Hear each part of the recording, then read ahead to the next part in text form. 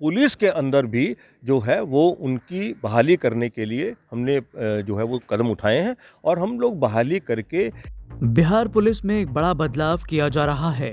अब बिहार में किन्नर या ट्रांसजेंडर समुदाय के लोग अपराधियों की नाक में दम करेंगे।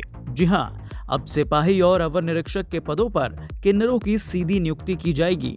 राज्य सरकार की स्वीकृति के बाद गृह विभाग ने शुक्रवार को इससे जुड़े संकल्प पत्र जारी कर दिए हैं। बिहार पुलिस में अब ट्रांसजेंडर भी बहाल होंगे।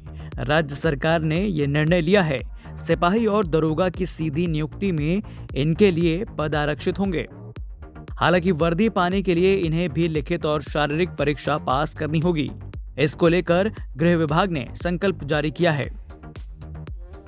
ट्रांसजेंडर जो हैं वो हमारे समाज के अभिन्न अंग हैं और हमारे समाज में किसी के साथ भी किसी प्रकार का डिस्क्रिमिनेशन नहीं होना चाहिए।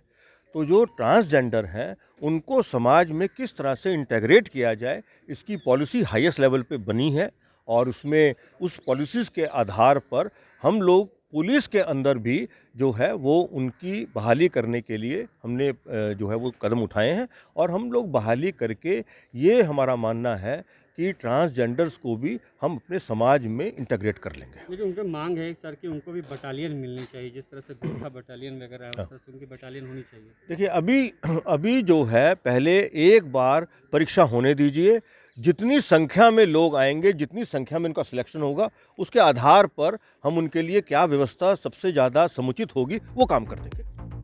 संकल्प के मुताबिक सिपाही और दरोगा के पद पर भविष्य में होने वाली नियुक्ति में ट्रांसजेंडर के लिए पद आरक्षित होंगे।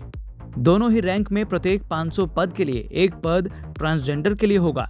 ट्रांसजेंडर अभ्यर्थियों के लिए शारीरिक मापदंड और शारीरिक दक्षता परीक्षा का मापदंड संबंधित संवर्ग के महिला अभ्यर्थियों के समान होगा। अभ्यर्थियों के लिए न्यूनतम उम्र विज्ञापन के अनुसार होगा और अधिकतम उम्र सीमा में अनुसूचित जनजाति कोटे के समरूप ही छूट प्राप्त होगा। अभ्यर्थी को बिहार राज्य का मूल निवासी होने का प्रमाण पत्र देना होगा। इसके अलावा राज्य सरकार द्वारा